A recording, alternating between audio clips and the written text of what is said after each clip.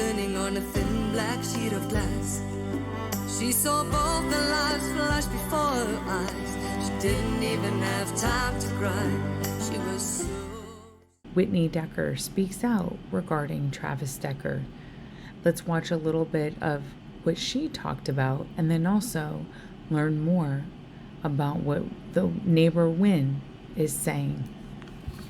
Police in Washington state cannot and will not stop looking for the father that they think murdered his 3 young daughters and took off into the woods over 3 weeks ago.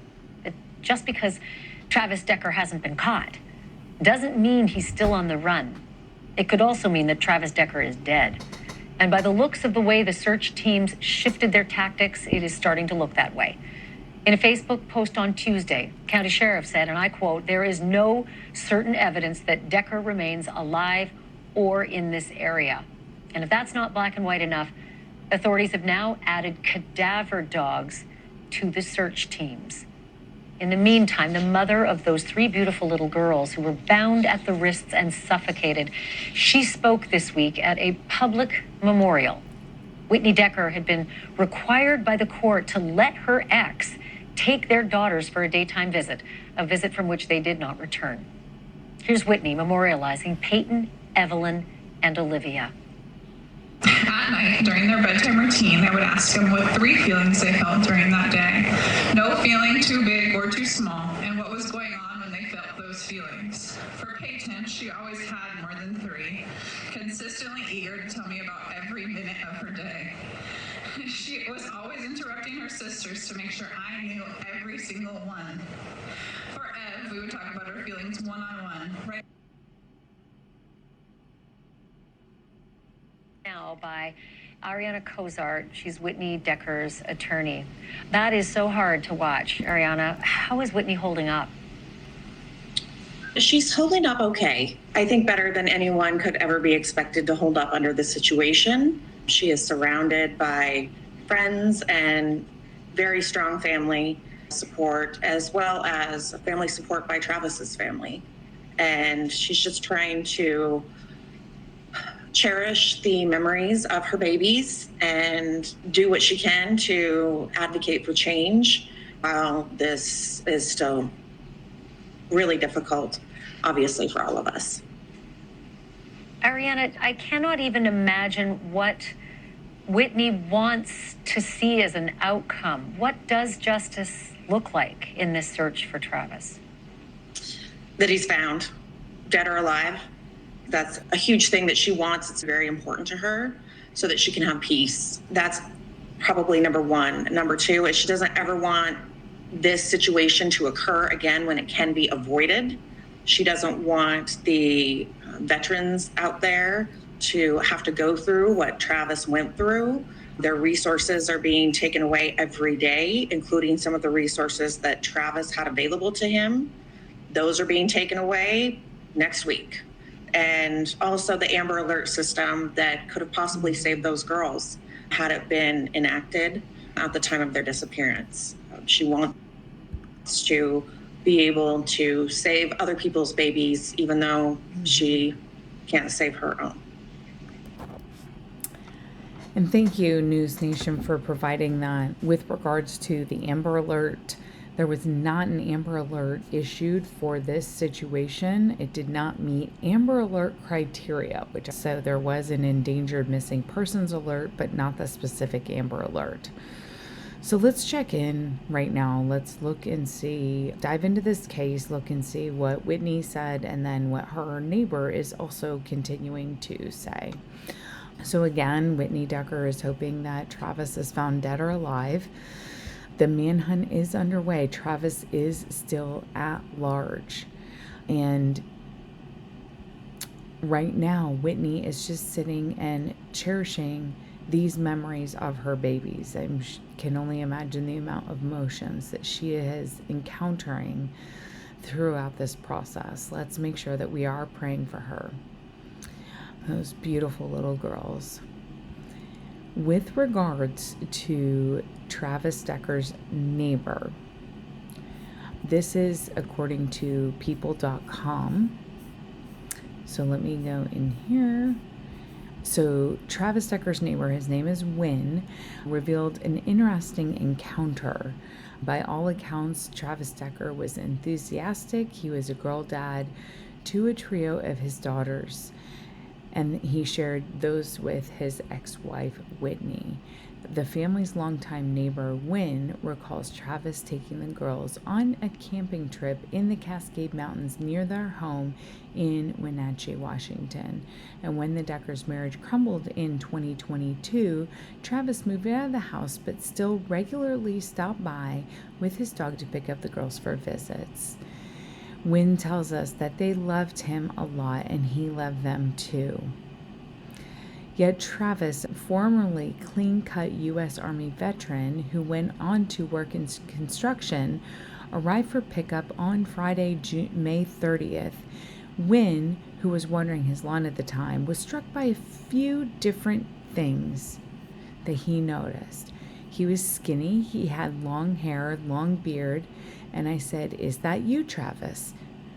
As the two men chatted for 10 minutes, Travis, while polite, seemed distracted and absent-mindedly asking how he'd been 3 times.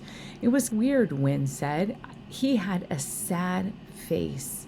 According to the Deckers' court-approved parenting plan, Travis was to have the 3-hour visitation with his daughters that evening beginning at 5 p.m., but when the scheduled drop-off time at 8 p.m. came and went, Whitney's initial concern turned into fear for her daughter's safety.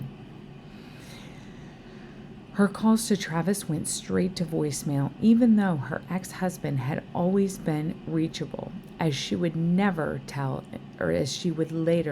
investigators. At 8:34 p.m., Whitney went to the Wenatchee Police Department to report Peyton, Evelyn, and Olivia missing. This set off a frantic search for the girls, as well as their father, led by local police. 3 days later, on June 2nd, investigators with the Chelan County's office found the girls' bodies with plastic bags over their heads and at least one zip tie around their wrists.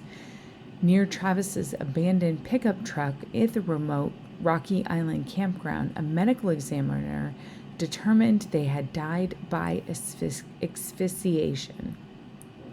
Now, Travis, a combat veteran, has been trained in survival skills, and federal employees claim that he searched online for how to relocate to Canada days before his disappearance.